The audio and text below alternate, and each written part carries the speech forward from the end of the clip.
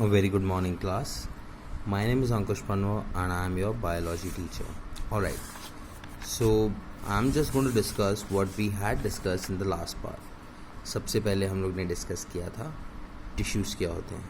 Alright, ये मैं आपको हर क्लास में इसलिए करवा रहा हूँ ताकि आपका रिविजन होता रहे. पहले हम लोग ने डिस्कस किया था टिश्यू क्या होता है, यूटिलिटी क्या होती है टिश्यू की मल्टीसेलुलर ऑर्गेनिज्म में, मतलब टिश्यू का काम क्या होता है एक मल्टीसेलुलर ऑर्गेनिज्म में जहाँ पर बहुत सारे सेल्स एक साथ होते हैं. जाहिर सी बात है टिश्यूज़ मल्टीसेलुलर सेल में ही फॉर्म होंगे क्योंकि सिंगल सेल में एक ही सेल रहता है और एक सेल कभी भी टिश्यू नहीं बना सकता. So the group of cells that comes together to form and do a functions of a body are called tissues. Alright, हम लोग इन सब चीज़ों के बारे में डिस्कस कर चुके थे. अब हम आगे बढ़े थे to discuss about the plant tissues. Plant tissues में हम लोग ने मेरिस्टेमेटिक टिश्यूज़ के बारे में पढ़ा था. ऑलराइट, मेरिस्टेमेटिक टिश्यूज़ में क्या होता है, तीन हिस्सों में बटा होता है. लैटरल मेरिस्टम्स, इंटरकैलरी और एपिकल मेरिस्टम्स. सबसे ज़्यादा ग्रोथ एपिकल में ही होती है, वो ही ग्रो करता है. एपिकल स्टेम्स के and tip of the stems में भी पाया जाता है और रूट्स में भी पाया जाता है. और फिर हम लोग ने इंटरकैलरी मेरिस्टम्स और लैटरल मेरिस्टम्स के बारे में पढ़ा था. राइट, और फिर हम लोग आगे बढ़े थे जो कि आता है परमानेंट टिश्यूज़ पे. मेरिस्टेमेटिक टिश्यूज़ हो गया, permanent tissues. Alright, permanent tissue में क्या होता है, परमानेंट टिश्यूज़ में अगर आप देखेंगे, परमानेंट टिश्यू में we have different types of tissues with us. Alright, आप वो डिफरेंट टाइप्स ऑफ टिश्यूज़ देखेंगे जो हम लोग ने डिवाइड किए थे, जिसमें होता है एक simple permanent tissues. Permanent tissues भी एक और पार्ट में डिवाइड होता है, सिंपल परमानेंट टिश्यूज़, जिसमें आता है पैरेन्काइमा. ऑलराइट, जिसका पार्ट है क्लोरेन्काइमा. पैरेन्काइमा का पार्ट है क्लोरेन्काइमा. ऑलराइट, पैरेन्काइमा के बाद अगर हम लोग इसको वापस से फर्दर डिवाइड करेंगे ये सिंपल परमानेंट टिश्यू को, तो फिर हमारे पास आता है कोलेन्काइमा और फिर लास्ट में आता है स्क्लेरेन्काइमा. स्क्लेरेन्काइमा हम लोग डिस्कस कर रहे थे यहाँ पर और फिर हम लोगों की क्लास ख़त्म हो गई. ऑलराइट, तो ये रिवीजन से आपको एटलीस्ट पता चल गया होगा कि हम लोग कहाँ पर थे और कैसे आगे बढ़ रहे हैं. आज हम लोग सिर्फ ये टॉपिक ख़त्म करने वाले हैं गार्ड सेल्स, एपिडर्मल सेल्स में. ऑलराइट, और कॉम्प्लेक्स परमानेंट टिश्यूज़. और अगली बार से हम लोग पढ़ने वाले हैं एनिमल टिश्यूज़. ऑलराइट, तो प्लांट टिश्यूज़ सब लोग को आ जाना चाहिए. फिर हम लोग शुरू करेंगे एनिमल टिश्यूज़ पे और उसके बारे में पढ़ेंगे. किसी को कुछ भी डाउट होता है कि सर कुछ भी नहीं समझ में आया, जैसे इंटर सेलुलर स्पेसेस क्या होते हैं जो मैं कल बता रहा था, इनमें कम होते हैं, ऐसे कोई भी वर्ड्स जो आपको समझ में नहीं आ रहे कि सर इसका मतलब क्या होता है, कि ये ऐसा क्यों करता है, वो ऐसा क्यों करता है, आपके कोई भी जो डाउट्स हैं वो आप फ़िलहाल लिख के रखिए. हम लोग जब हमारे क्लासेस शुरू होंगे, जब हम लोग सारे चैप्टर्स फिर से एक हल्का सा रिवीजन दे रहे होंगे, डिस्कस कर रहे होंगे क्लास के साथ, तो हम उसके तुरंत उस टाइम पे इसे रिवाइज कर लेंगे. ऑलराइट, अब हम आगे बढ़ते हैं. Alright, let us see about this activity. Activities: take a freshly plucked leaf of royo, stretch and break it and applying pressure. While breaking it, keep it stretched gently so that some peels or skin project out from the cut. Remove these peels and put it in a petri dish filled with water. Add a few drops of saffron. Alright, saffron in solution. Wait for a couple of minutes and then transfer it on the slide. Gently place cover slip over it and observe under microscope. So basically बोले कि एक leaf है, उसका cover कर रहे हैं, ऊपर से उसको पील करते हैं, मतलब उसको छीलते हैं, और जब उसका एकदम ट्रांसपेरेंट जो हिस्सा होता है उसको सैफरन में डाल के वो लोग सीधा माइक्रोस्कोप पे डाल देते हैं. ऑलराइट, तो हम लोग क्या ऑब्जर्व करते हैं, हम लोग ऑब्जर्व करते हैं ये जो हम लोग देख रहे हैं, ये वाला स्ट्रक्चर हम लोग बेसिकली ऑब्जर्व करते हैं. ऑलराइट, ये वाला स्ट्रक्चर यहाँ पर थोड़ा और क्लोज से दिखाया है, पर ये वाला स्ट्रक्चर हम लोग ऑब्जर्व करते हैं. ये क्या है, ये है स्टोमाटा. राइट। ये पूरा का पूरा जो बी में आपको दिखा रहे हैं, ये सरफेस व्यू है स्टोमेटा का, राइट। ये पूरा स्टोमेटा है और इसके अंदर ये है गार्ड सेल्स। गार्ड सेल्स यहाँ पे दिखाए हैं। गार्ड सेल्स अगर आपको 7th स्टैंडर्ड का कुछ भी याद आ रहा है, स्टोमेटा कुछ भी याद आ रहा है, so guard cells are the closing and the opening of stomata, जो कि काम आते हैं डिफ्यूजन के लिए। डिफ्यूजन का मतलब क्या होता है? एक्सचेंज ऑफ गैसेस, मतलब इस केस में CO2 अंदर, O2 बाहर, राइट। प्लांट्स हमेशा ऑक्सीजन छोड़ते हैं तो O2 बाहर। तो ये आपको पूरा चीज़ दिखेगा। कहाँ दिखेगा? एपिडर्मल सेल्स पे, guard cells and epidermal cells. Lateral epidermal का मतलब होता है कोई भी चीज़ जो ऊपर के लेयर की होती है उसको एपिडर्मल बोलते हैं, ऑलराइट।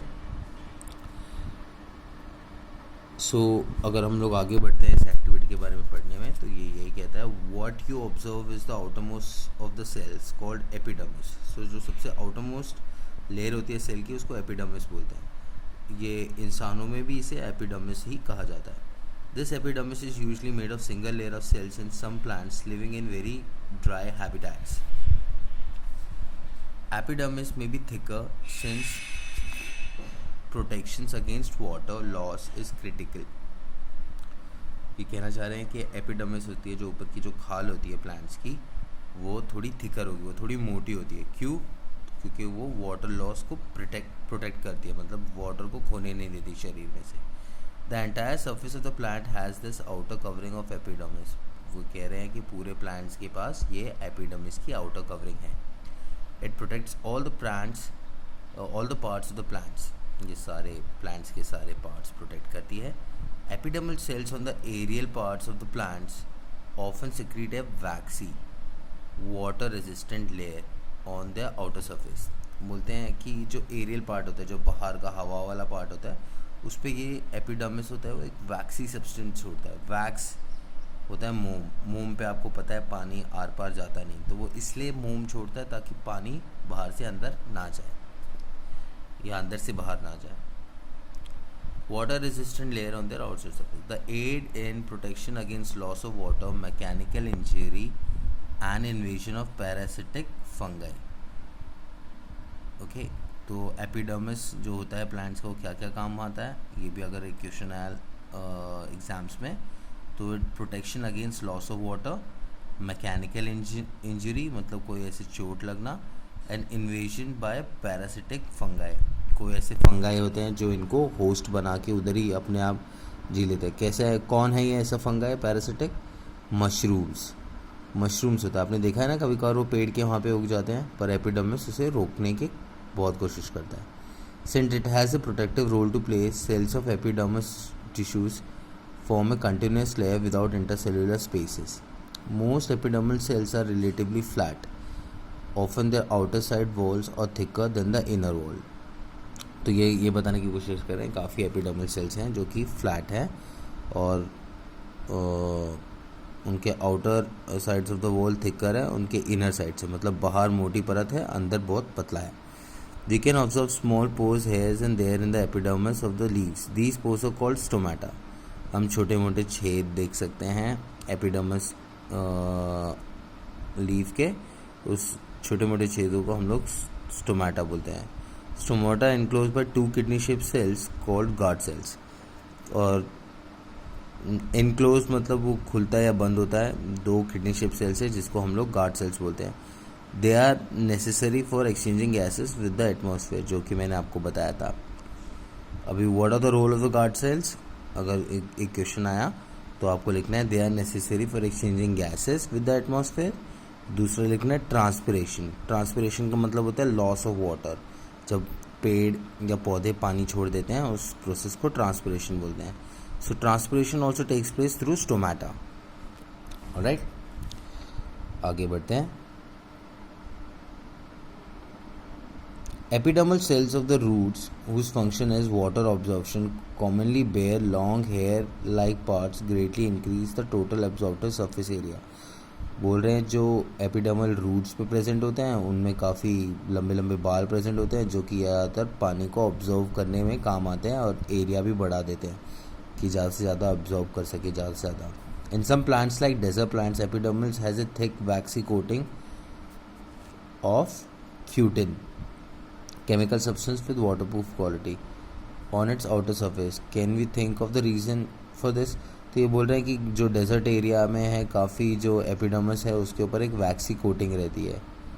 ऑलराइट, ये कोटिंग को हम लोग क्यूटिन बोलते हैं और ये पानी को अंदर बाहर जाने से रोकती है. अब ये सवाल पूछते हैं ऐसा क्यों होता है.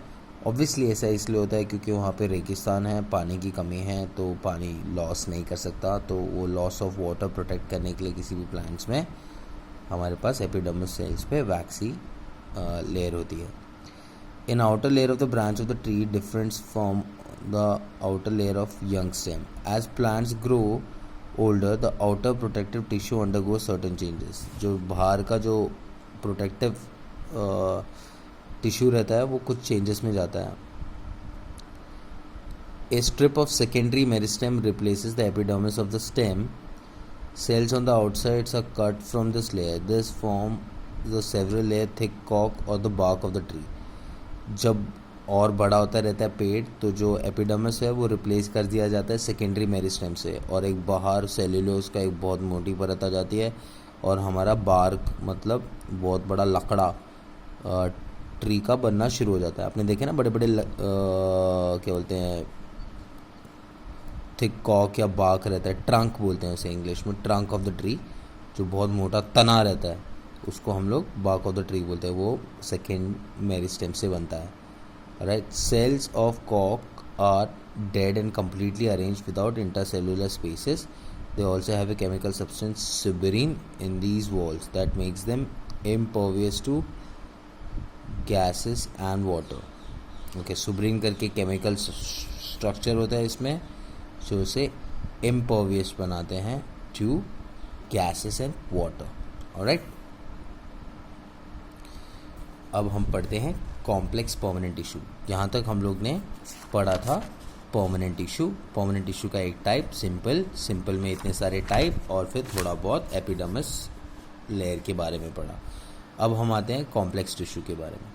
कॉम्प्लेक्स टिश्यू नाम से ही पता चलता है कि डिफरेंट फंक्शंस होंगे उस पर्टिकुलर टिश्यू के और ये टिश्यू वास्कुलर और कंडक्टिव रहता है. वास्कुलर का मतलब होता है बहुत जैसे अगर हमें डॉक्टर्स में बोलेंगे ना ये वास्कुलर सर्जरी करता है तो मतलब वेन्स और आर्टरीज नसों के रिलेटेड जो डॉक्टर्स रहता है वो बेसिकली कोई भी ट्यूब लाइक स्ट्रक्चर जिसके अंदर से लिक्विड ऊपर नीचे जाता है. हमारे केस में ब्लड ऊपर नीचे जाता है, प्लांट्स के केस में लिक्विड ऊपर नीचे जाता है, दैट इज़ वाटर. तो वो जो चीज़ जो ऊपर नीचे कैरी करती है वो वास्कुलर प्रॉपर्टी होती है उसकी. जैसे हमारे ब्लड की वेन्स और आर्टरीज की वास्कुलर प्रॉपर्टी है, हमारे ट्यूब में ब्लड और ये सब कैरी करता है. वैसे इधर जब आप देखोगे ये पाइप लाइक स्ट्रक्चर्स होते हैं, ये पानी को ऊपर नीचे कैरी करते हैं, खाने को ऊपर नीचे कैरी करते हैं. तो इनके अंदर भी वास्कुलर प्रॉपर्टीज़ हो गई. ओके, उसी को वास्कुलर प्रॉपर्टीज़ बोलते हैं. So different types of tissues we have discussed until now and all made of one type of cells which looks like each other. Such tissues are called simple permanent tissue. Alright, इतना आपको पता चल गया. Yet another type of permanent tissues is called complex tissues. Complex tissues are made of more than one type of cell. Obviously, these cells coordinate to perform a common functions. ये सारे sales जो होते हैं ये एक साथ मिलके common function perform करते हैं. Xylem and phloems are example of such complex tissues. ये आप याद रखिए अगर कोई भी आपको कॉम्प्लेक्स टिश्यूज के एग्जाम्पल्स पूछेगा, it's xylem and phloem. They are both conducting tissues and constitute a vascular bundle. Vascular और conductive tissue is a distinct features of the complex plants. Basically आपको इतना टफ लैंग्वेज में मत घूमिए, बस इतना याद रखिए जाइलम और फ्लोएम हैं कॉम्प्लेक्स टिश्यूज़ के एग्जांपल्स और ये इनके अंदर कंडक्टिव और वास्कुलर प्रॉपर्टीज़ होती हैं. और राइट, ये प्रॉपर्टीज़ इनको सरवाइव करने के लिए काम आती हैं. और राइट, और ये डिस्टिंक्टिव फीचर, डिस्टिंक्टिव मतलब ये अलग सा फीचर है ऑफ कॉम्प्लेक्स प्लांट्स.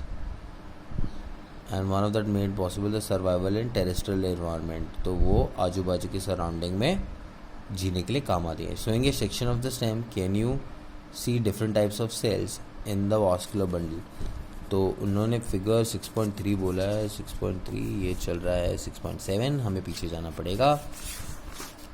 ऑलराइट, तो अगर आप ये सेक्शन ऑफ द स्टेम देखेंगे, इसमें आप देखोगे वास्कुलर बंडल इधर आता है, तो आप इसमें देखोगे डिफरेंट टाइप्स ऑफ सेल्स, छोटे छोटे मोटे मोटे, और आप इसमें देखोगे जाइलम भी है. ऑलराइट, तो ये चीज़ आपको एक्सप्लेन करना चाह रहा था. So xylem consist of tracheids and vessels. अब जाइलम के बारे में बात चल रही है, जिसके अंदर ट्रेकियाड्स और वेसल्स होते हैं. Xylem parenchyma and xylem fibres. Okay, figure 6.7 में वो आपको दिखा रहा है, अगर आप थोड़ा ध्यान से देखें. और जाइलम पैरेन्काइमा, वेसल्स एंड ट्रेकियाड्स, अगर आप देख सकते हैं ये जाइलम में प्रेजेंट रहता है. Alright, the cells have thick walls and many of them are dead cells. जो भारी जो इनकी सेल्स होते हैं, इनकी जो दीवारें होती हैं वो काफ़ी मोटी होती हैं और आधे से ज़्यादा मरी हुई होते हैं. Tracheids and vessels are tubular structures. ये ट्रेकियाड्स और वेसल्स ही हैं जो ट्यूबुलर स्ट्रक्चर्स हैं. आप देख सकते हैं ये वेसल्स है, ये टेक लाइट्स है, ये ट्यूबुलर स्ट्रक्चर है जो पानी पूरी कैरी करते हैं. This allow them to transport water and minerals vertically. Vertically का मतलब सीधा ऊपर ऊपर, हॉरिजेंटली ऐसा होता है, वर्टिकली ऐसा. I'm sorry, vertically. The parenchyma stores food and helps in the sideway conduction of water. Fibers are mainly supportive in functions. Alright, जो parenchyma होता है वो फूड को स्टोर करता है और हेल्प करता है sideways of conduction of water, मतलब आजू बाजू पानी पहुँचाने में. और ये फाइबर्स होते हैं, इसके मेन सपोर्टिव फंक्शंस होते हैं. फ्लोएम, अभी हम लोग ने जाइलम के बारे में पढ़ा, फ्लोएम के बारे में पढ़ेंगे. Phloem is made up of 4 types of elements: sieve tubes, companion cells, phloem fibers, and phloem parenchyma. Sieve tubes are tubular cells with perforated walls. मतलब perforated मतलब छेद हुए walls. Alright, आप देख सकते हैं phloem के अंदर ऐसे काफ़ी छेद होते हैं. Right, उसको हम लोग perforated walls बोलते हैं.